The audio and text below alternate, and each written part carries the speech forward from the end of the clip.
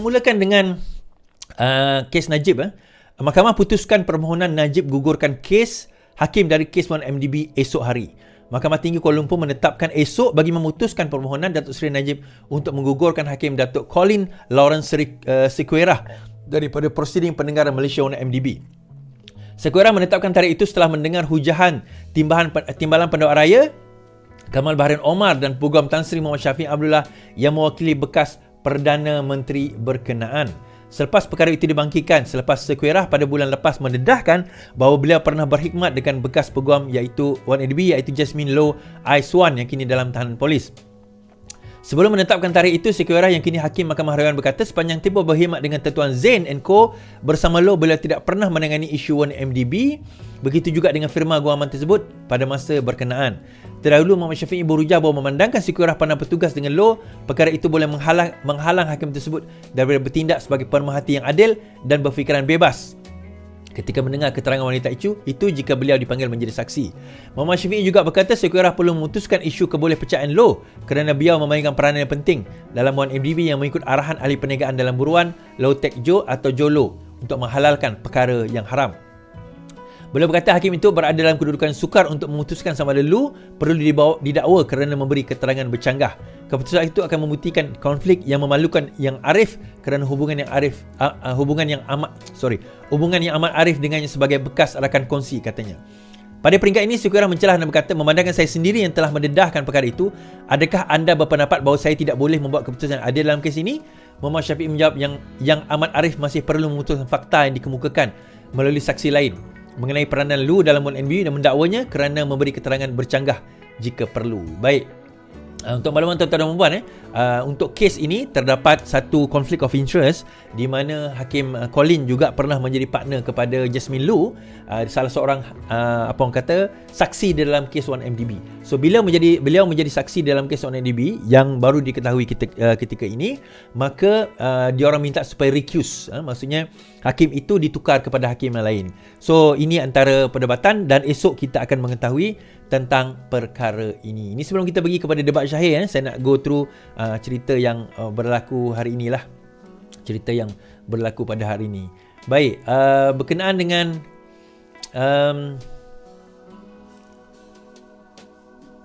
Vincent Tan telah memperolehi satu injunction. Okey, saya share dulu. Baik, Vincent Tan telah memperolehi satu injunction, satu perolehan perintah sekatan atau injunction sementara terhadap Sanusi. Vincent Tan memperolehi perintah sekatan sementara terhadap Menteri Besar Sanusi dalam saman fitnah yang difailkan Taikun berkenaan. Peguam ahli perniagaan itu Kia Lin mengesahkan kepada Malaysia Kini bahawa Mahkamah Tinggi Shah Alam membenarkan permohonan injunksi ex parte awal hari ini dan salinan perintah itu diserahkan.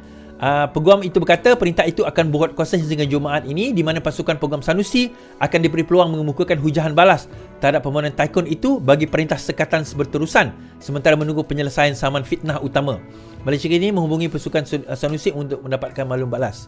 Sebelum itu, Peguam Tan mengeluarkan surat tuntutan bagi menuntut Sanusi memohon maaf secara terbuka serta membayar ganti rugi sebanyak 200 juta berhubung dakwaannya berkenaan projek pemberian Sungai Kelang melibatkan Tan dan Menteri Besar sementara Amiruddin Syahri. Sanusi kemudiannya didakwa enggan mematuhi surat tuntutan itu, menyebabkan pengasas kumpulan berjaya berkenaan memfailkan saman fitnah terhadapnya pada Ogos lalu. Writ saman itu berhubung ucapan Sanusi ketika kempen pilihan raya di Kedah di dataran Darul Aman Jitra pada 2 Ogos. Menurut penyataan tuntutan itu, Tan dan berjaya lain yang merupakan plaintiff pertama dan kedua menyangkal dakwaan itu menerusi surat balas. Dan akhirnya, kalau kita tengok, Tan dan Berjaya juga mendakwa Sanusi antara lain menggambarkan mereka sebagai korup, kroni kepada Amiruddin dan menyebabkan kerajaan Selangor menanggung kerugian 180 juta. So, satu saman telah dihantar kepada Sanusi berjumlah 200 juta dan Sanusi telah menjawab di dalam saman berikut, di dalam saman seterusnya. Untuk makluman yang terkini, beliau kalah kepada Mahfuz dalam saman berkenaan dengan judi. So, lepas ni kalau kalah lagi, dia Mahfuz dia mampus. Baik, okey. Seterusnya yang terakhir, salam takziah kita ucapkan kepada Exco Pahang yang terhempas dalam pesawat. Exco Pahang Johari Harun dikatakan berada dalam pesawat ringan yang terhempas di Baran Elmina dekat Shah Alam petang ini. Agak viral hari ini tuan-tuan. Kita tengok video dan sebagainya. Speaker Dewan Undangan Negeri Pahang Muhammad Syarkar Samsudin antara yang mengumumkan perkara itu dan mengucapkan takziah. Berita yang menyedihkan, Datuk Seri Johari Harun, Exco Kerajaan Pahang, Ketua UMNO bahagian Bentong dan Adun Pelanggai telah kembali ke rahmatullah terlibat dalam satu peristiwa terhempas Elmina Shah Alam. Semoga Ruh Allahyarham Ji Cucuri Rahmat. Al-Fatihah. Kita sedekahkan Al-Fatihah kepada Allahyarham dan semoga beliau ditempatkan di kalangan orang yang beriman dan beramal soleh dan juga semoga keluarganya tabah dalam menghadapi dugaan berikut.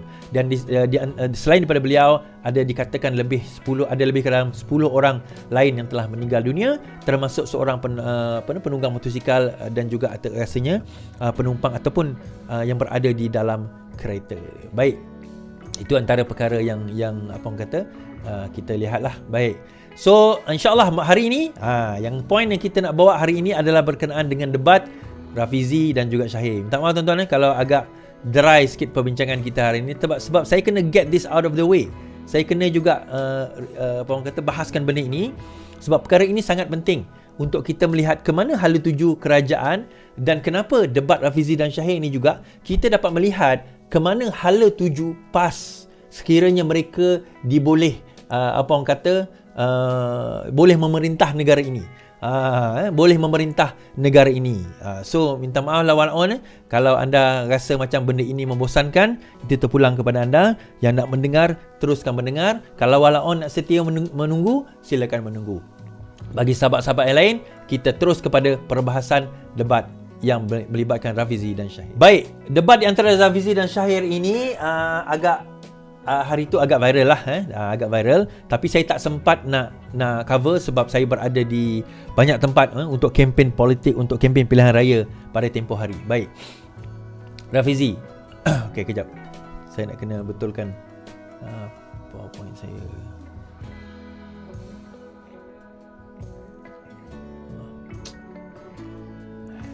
Tak sempat nak betulkan tadi.